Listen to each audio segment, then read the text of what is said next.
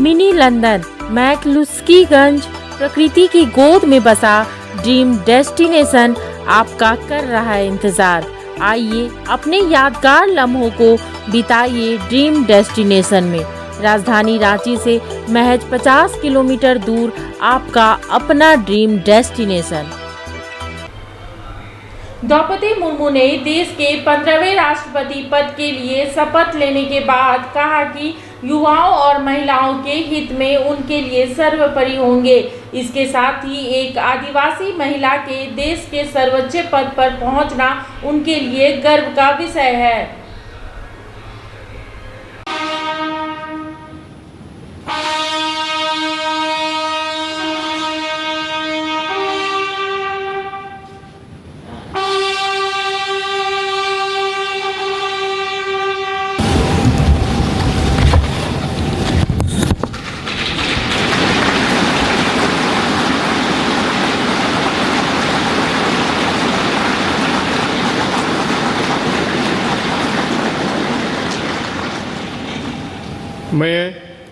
मैं द्रौपदी मुर्मू ईश्वर की शपथ लेता हूँ कि मैं श्रद्धापूर्वक भारत के राष्ट्रपति के पद का कार्यपालन करूँगी तथा अपनी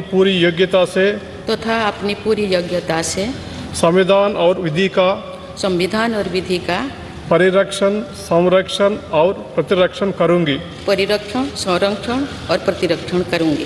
और मैं भारत की जनता की सेवा और कल्याण में निरत रहूँगी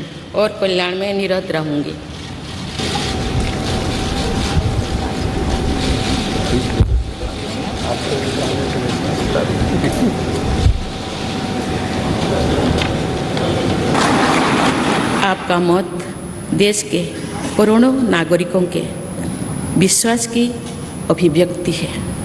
मैं भारत के समस्त नागरिकों की आशा आकांक्षा और अधिकारों की प्रतीक इस पवित्र संसद से सभी देशवासियों का पूरी विनम्रता से अभिनंदन करती हूँ।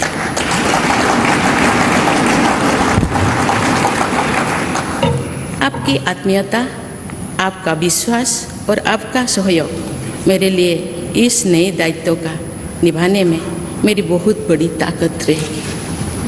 मुझे राष्ट्रपति के रूप में देश ने एक ऐसे महत्वपूर्ण कालखंड में चुना है जब हम अपनी आज़ादी का अमृत महोत्सव मना रहे हैं।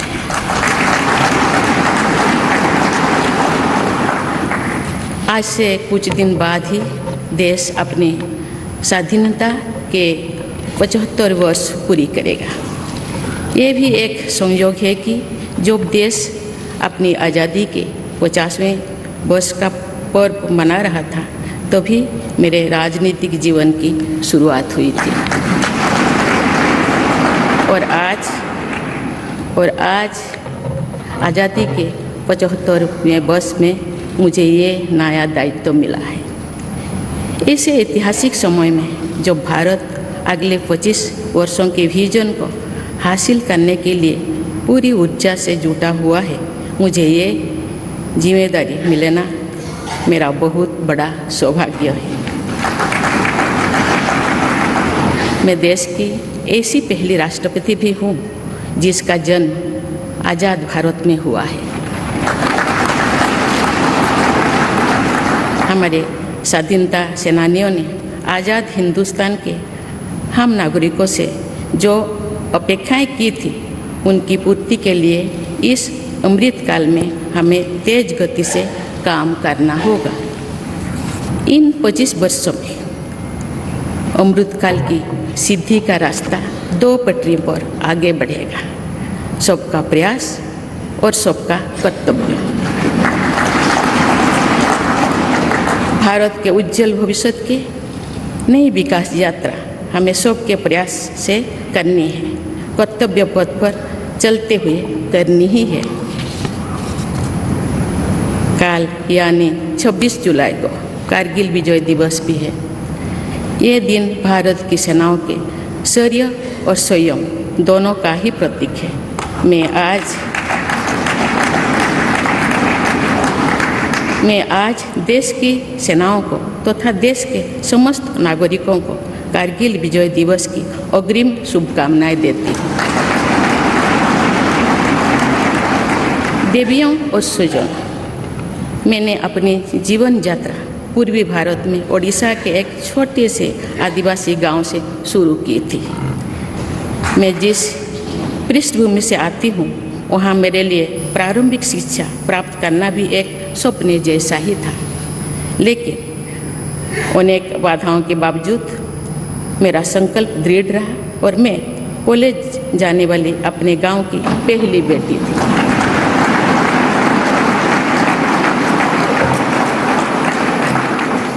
मैं जनजातीय समाज से हूँ और वार्ड काउंसिलर से लेकर भारत की राष्ट्रपति बनने तक का अवसर मुझे मिला है। ये लोकतंत्र की जननी भारतवर्ष की महानता है।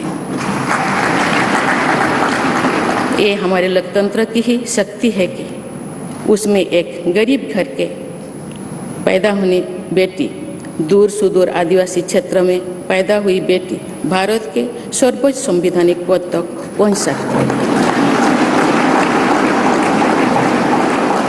राष्ट्रपति के पद पहुंचना मेरी व्यक्तिगत उपलब्धि नहीं है, ये भारत की प्रत्येक गरीब की उपलब्धि है। मेरा निर्वाचन इस बात का सबूत है कि भारत में गरीब सपने भी देख सकता है और उन्हें पूरा भी कर सकता है।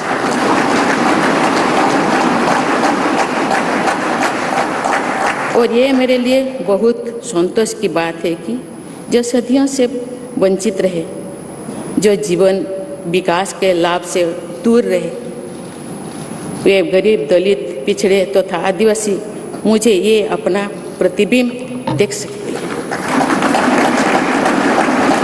मेरे इस निर्वाचन में देश के गरीब व का आशीर्वाद शामिल है। देश की करोड़ों महिलाओं और बेटियों के सपनों और सामर्थ्य की झलक है। मेरे इस निर्वाचन में पुराने लीग से हटकर नए रास्ते पर चलने वाले भारत के आज के युवाओं का साहस भी शामिल है। ऐसे प्रगतिशील भारत का नेतृत्व करते हुए आज मैं खुद को गौरवान्वित महसूस कर रही हूँ। मैं आज समस्त देशवासियों को, विशेषकर भारत के युवाओं को तथा भारत की महिलाओं को ये विश्वास दिलाती हूँ कि इस पद पर कार्य करते हुए मेरे लिए उनके हित सर्वोपरि होंगे। जब टूटती है आस, जब थकती है सांस, जब रूठते हैं अपने, मुंह मोड़ता है जमाना, जब अंगड़ाई लेता है संकल्प, फिर बनती है कहानी, बनते हैं अनमिट निशान। देखिए मेरे साथ संघर्ष की दास्तां।